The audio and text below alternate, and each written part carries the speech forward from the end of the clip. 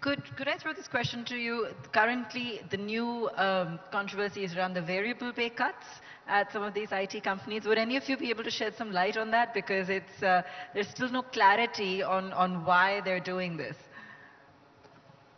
See, variable pay by definition is variable. The challenge is at good times we all expect variable pay to be an absolute. Sure. And when bad times happen, you're thrown out like a hot potato. But these are not bad times. So the fact is, at the end of the day, business will always take what is a prudent business call. But since you asked about IT, see, the huge part of the IT cost base is people. So what are the alternatives? If you exit people, downsize, which is typically the Western model. Business is down 20% or 15%, you exit people. So I think variable pay is one lever that they are playing, trying to still keep their flock together, keep morale as best as they can, but keep the sense of payout to manage their immediate economic compulsions. Please also remember that there was a time just a few quarters ago, and that's how the nature of business has become, where people were doling out big increases, huge quarterly variable bonuses. So I think, times have become, moved from VUCA to BANI, and this reality is getting reflected also in variable pay cuts or pay decisions that companies are taking. All right, sure. Point taken. Dr. Rajan. Going back to future of work, there are 2-3 areas where I think significantly things are changing. One, the world is increasingly becoming cognizant of hybrid realities. So it's not polarities that work, it is a recognition of the fact that you have to find middle ground. So it can't just be an employer's point of view or an employee's point of view. You perhaps need a third-party stakeholder point of view in terms of resolving issues. But coming back to the future of work from a company's point of view, what they need to be doing is perhaps a shift from engagement to happiness at work. And let me clarify, if I have to put it in simple terms, when we are talking of engagement, essentially the company is asking the individual, what more can you do for me? While we are talking of happiness at work, you're flipping it the other way around, and you're saying, what more can I do for you? And so you're moving from just an organizational need and an organizational purpose to being able to create a shared vision where there's personal fulfillment. The second element, and which has got to do more sociologically in terms of the way it is, I think the youngsters have moved from a point of, when we were younger, we revere people. But I think now it's moved from reverence to relevance. What you offer, is it relevant to my life? Is it relevant to my personal fulfillment? Does it give room for my aspirations? So I'm with you. So therefore, I think the fundamental difference is between being compliant, and therefore, is it compliance that you're looking at, or is it commitment? Is it control you're looking at, or creating trust? Or you are in the realm of trust deficits? I think those are the things that are really changing. Well said, Dr. Rajan. Sonal, what can we look forward to? The next 6 to 12 months are probably looking a little volatile, a little shaky. We're not sure which way we're going to go. At a time like this, even though the future for India is looking robust and everyone's talking about the domestic economy, the job market,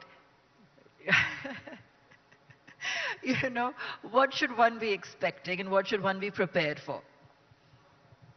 In terms of the stock market? The job market and what opportunities there will be available.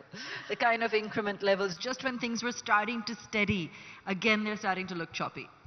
So I think we have, as headhunters, perhaps a little bit of a unique pulse on the market. We're a bellwether of what's going well, what's not going well. I think what we're seeing in our firm is that manufacturing or any industrial company in India has an incredible future, and they are hiring, continue to hire full steam, regardless of the stock market, because they've all made investments in the last a couple of quarters or a couple of years during COVID. The ones that are services driven go up and down with the demand globally, and IT continues to be strong in spite of everything else that's being said about it in the US. That keeps going. So. And what can some of India's largest companies do to both train and attract the right talent? Because one of the biggest challenges is going to be training the right talent, even at some of these IT, mega companies. That's what we hear a lot about. That's what they're talking a lot about. I have 2 suggestions, if I may, to these big corporates. It's not that they haven't been doing, but one is on building skills for the future. right? That is very critical, and it's not easy for everyone because it needs a lot of anticipation. Most companies are happier to respond, but they struggle with anticipation. So that will be very important, and a lot of it will be retooling, reskilling, moving people around.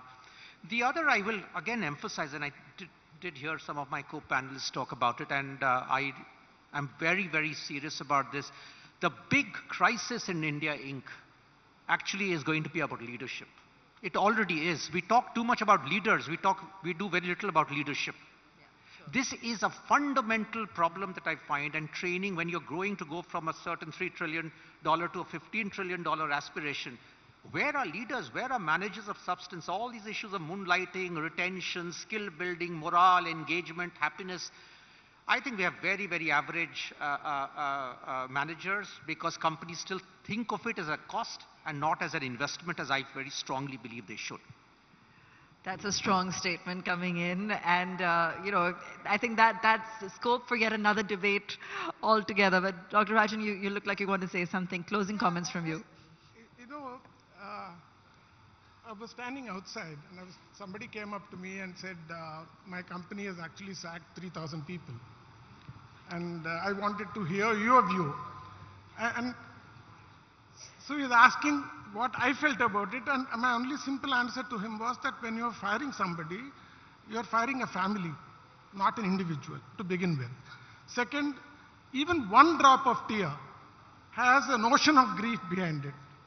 So I think it's important for organizations to recognize that you're talking about creating a relationship which is not transactional, where you recognize the value that they bring to the table, and you are what you are because you're a composite of people. And the last thing I told the person was that don't ask me the answer. Imagine yourself as being one of those guys who had to move on. So somewhere I think there has to be a greater recognition of the fact that people matter. And there's no alternative to that. You can find whatever forms of work together, but at the end of it all, people create value.